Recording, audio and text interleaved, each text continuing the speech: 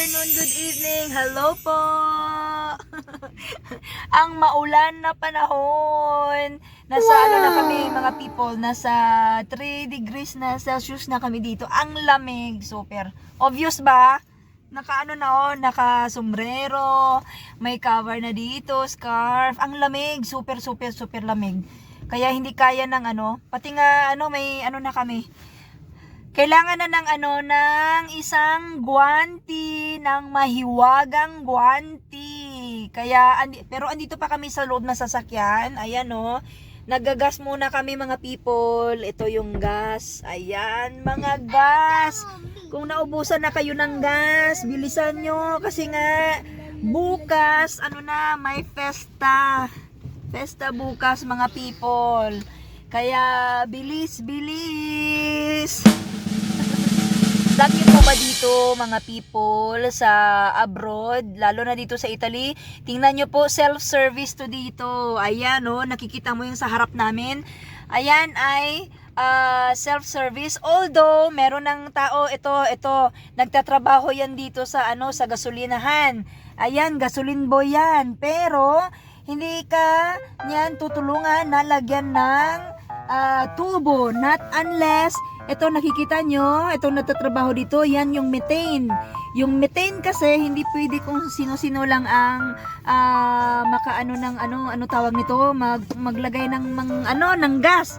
Kailangan talaga may gas boy sa methane. Tapos ito, pag diesel at saka gas, self-service. Kaya tingnan nyo, teka sana ba yung asawa ko? Ayan sa likod. Ayan, makikita nyo sa likod. Ayan, hindi makita. Ayan, siya yung naglalagay ng full tank yata nilagay niya. Ewan ko, full tank ba o half tank, hindi ko alam. Ayan, kaya dito is self-service. Walang dito mga people. Walang utos-utosan. Kasi nga nung nag-aral pa kami dito ng driving, bago makuha yung driving license dito, kailangan marunong ka maglagay ng mga gas. Ayan, meron yan ayan. Kung gusto mo ng card, ayan, tingnan mo asawa ko, card, pwedeng card gamit dito. Kaya self-service ang gas. Nakita nyo dito, ayan maulan ang panahon. Ayan.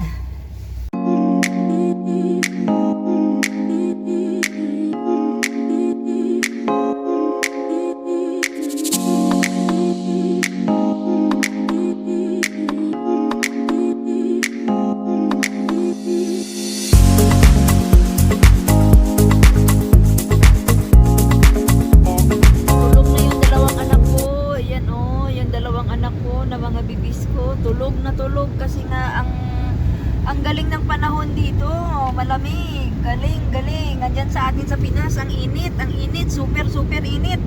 Ayan, nakikita mo na yan, yung sa likod ko, yung bunso ko, ayan gusto na matulog ang boy ko.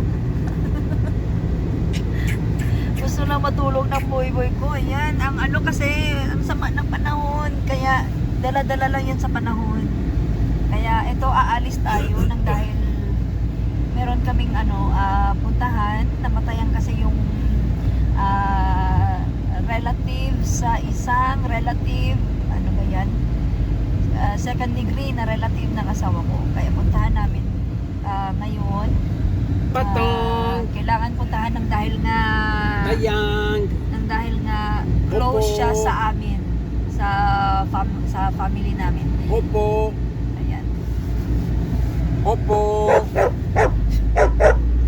Kaya ito yung gagawin natin ngayon. Actually, siya sa ibang city. Sa ibang city yung lugar na puntahan namin. Malapit lang siya. Medyo matraffic. Opo. Basta. Prendi l'ascensore e salgo giusto davanti alla farmacia. Dadaan muna kami ng ospital mga people. Kasi ihatid namin yung yung oxygen. Dito nagtatrabaho yung asawa ko, itong ospital na to. Actually hindi makita. Kasi nga andito kami sa sa side ng andito kami sa side ng hospital, yung mga parking area. Kaya ayun.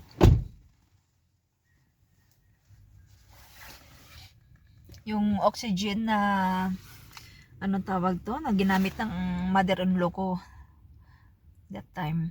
Kaya ibalik na siya yung sobra na sobra na oxygen na parang hindi yata naubos o hindi parang hindi yata naubos or ano ba. Kaya kailangan na namin siya ibalik para mas may space yung lugar namin doon sa bahay. Actually nga na kami tawag nito, tatapon ng mga ng mga gamit, na mga matatagal na mga gamit na hindi na pwedeng gagamitin. Kaya ayun. Taka, hala, talagang talagang napapagod na yung aking panganay. Kasi nga kanina umalis kami, hindi ko na kayo dinala dun sa lugar namin, sa pinuntahan namin kanina. Nang dahil grabe ang ulan talaga kanina. Tsaka may pinuntahan ako ng mabilisan nang dahil nga alam ko na uuwi ng maaga yung asawa ko galing sa trabaho. Kasi nga gusto niyang mag-attend kami sa isang funeral sa isang relative na yung kapatid is tinutulungan kami sa aming mga taxes. Kaya yun, puntahan namin siya doon sa city nila. Kaya umuwi yung aking yung asawa ng maaga, tsaka kami din. Siguro mga 1 hour lang kami nag-rest. 1 hour rest, then after that andito na naman kami sa sasakyan. Kaya pagod na pagod tong dalawang anak ko. Napapagod talaga. Ano ba yan? Antayin natin yung asawa ko.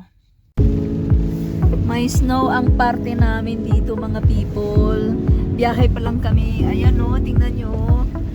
May snow dito sa sa itong ayan may snow. Pero sa city namin, mga people, wala pa. Dito, kasi mataas na bundok na kasi itong city na to. Mataas na bundok, kaya snowy. Opo. Guarda, questa c'è neve. Stamattina. Ito, simbahan to. Sa Kisa? See? Yeah, ito, simbahan to. Kasi, andito na pala kami. Nakarating na kami dito sa aming puntahan. Ito yung simbahan dito.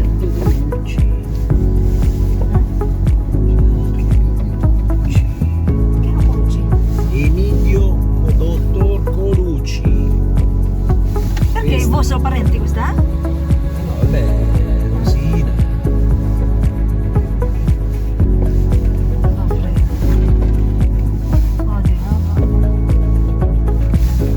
Opo. Ayan, andito na kami. Ayan, tingnan nyo. Kasi ang city na to is hilly type to na hilly na. Andiamo? Opo! Kasabay talaga tong asawa ko. Dito na kasi kami. Tulog pa din yung mga bata. Tulog yung mga baby ko. Tulog pa mga baby. Kaya antayin muna natin. Ewan ko ano ba, papasok pa kami. Tinignan pa yung tinignan ng asawa ko dun sa kabila kung ano ba. Ayan. Maulan. May snow dito. Hindi ko akalain na mag-snow dito, mga people. Baka na naman sa mamayang gabi, baka darating yung snow sa city namin. Kasi nga yung city namin pababa. Ito kasi medyo mataas to na city. Magandang city dito. Andito kasi yung mga isang kapatid ng lola ng mga anak ko dito nakatira. Kaya may pinsan yung asawa ko dito, itong lugar na dito. Kaya antayin natin kung ano ang mangyari. Kung papasok ba kami, kasi nga tulog pa yung dalawa, tingnan nyo. Alangan naman na hayaan ko. Nalanganin na akong hayaan yung dalawa kasi nga Anong tawag nito? Iskax! Wake up, have the snow! Wake up! Look, oh, have the snow! Look around! Have the snow! Look, my panganay already wake up, my panganay! Axie! Axie! Have the snow, Ax! Let's go! Axie boy! Axie! Ayan. Wake up, Axie, Iska. Okay, let's go there. Have the snow. You want to see the snow? Have the snow. No! Have the snow. Alam niyo ba kaninang umaga, inaantay yung mga bata yung snow kasi nga maulan doon sa amin sa city. Kaya nung nakita ko kanina, sabi ko hala parang may umaambon na na puti-puti. Pero hindi natuloy. Kaya nagigets ko na ito dito sa city may snow. Yeah. Yeah. What do you want? Actually, I go to wake up. Let's go now. We go to there in the church. Let's go. Let's see there. Let's wait outside the church there. Come, baby. Mommy, Yes. I want to eat the snow. You want to eat the snow? The snow. This dirty Iska. Why? Why? No, because already the food and the cars. No. Let's go to another place. Maybe have maybe in San Marco or in the Teramo there. Have the snow. Ano ko, nag-earrings pa ako, oh. Nag-earrings. Kasi nga, takot ako baka mawala tong ano ko. Itong aking earrings. Ayan. Now, let's go now. Pabalik muna kami mga people. Andito kami sa church ngayon, kaya tingnan nyo, may service. Antayin namin yung antayin namin na matapos kasi nga late na kami.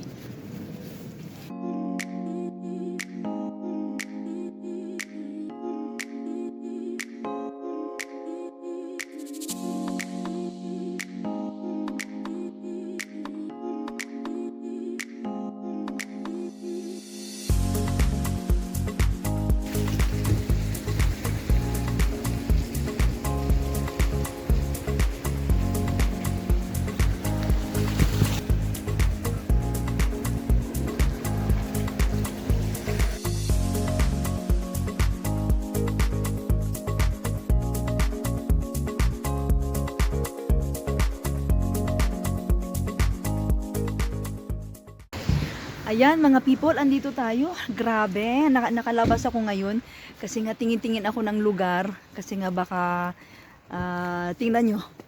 Ayan. Tingnan nyo ang lamig dito sa amin. Ay, hindi pala dito sa amin, sa kabilang city pala to. Kaya medyo anong tawag nito? Medyo malamig. I-try natin na lalabas tayo ngayon. Prende po sa isko. Prende po sa lumbrelo. Ha? Iska, Ax.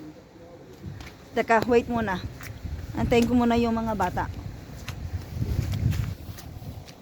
Iska, walk. Slowly, kay wet ha. Up the shoes. Up.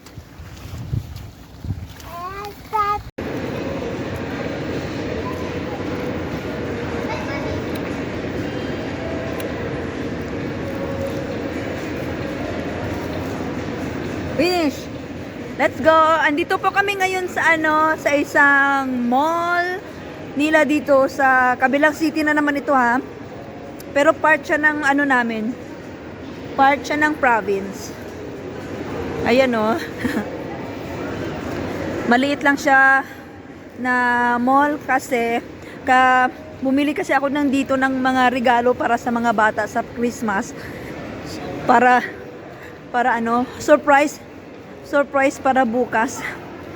Hindi na surprise pero hindi nila alam na sa kanila pala yun mga people. Yan no, mga benta-bentahan dito. Kaya, anong tawag dito? Punta tayo sa loob ng isang grocery. May tingnan lang tayo na bilhin na fit para sa aking pasorpresa.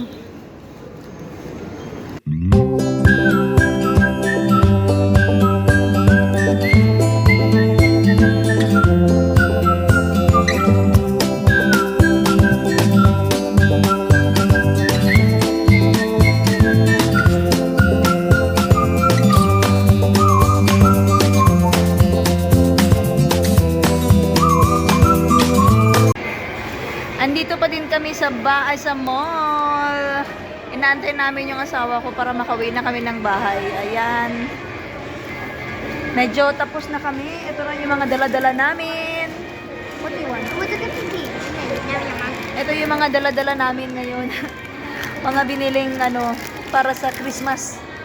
Christmas tree. Ayan. Simpleng-simple lang na sa Christmas namin. Kasi Yummy. ayan o.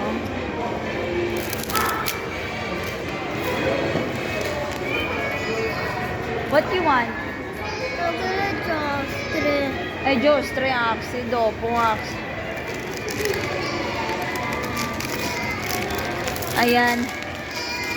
Antayin natin na makabalik yung aking asawa.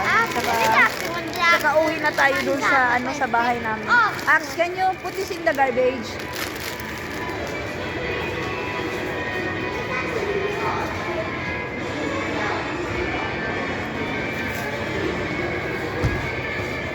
Uy, no ha.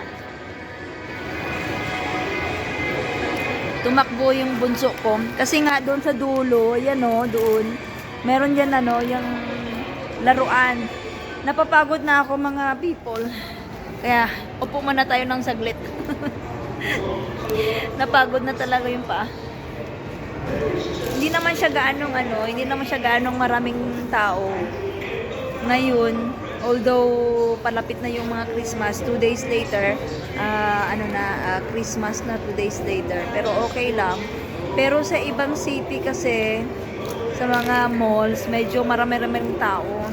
Dito kasi, medyo manageable lang. Hindi kagaya sa ibang sa ibang shops, lalo na sa grocery.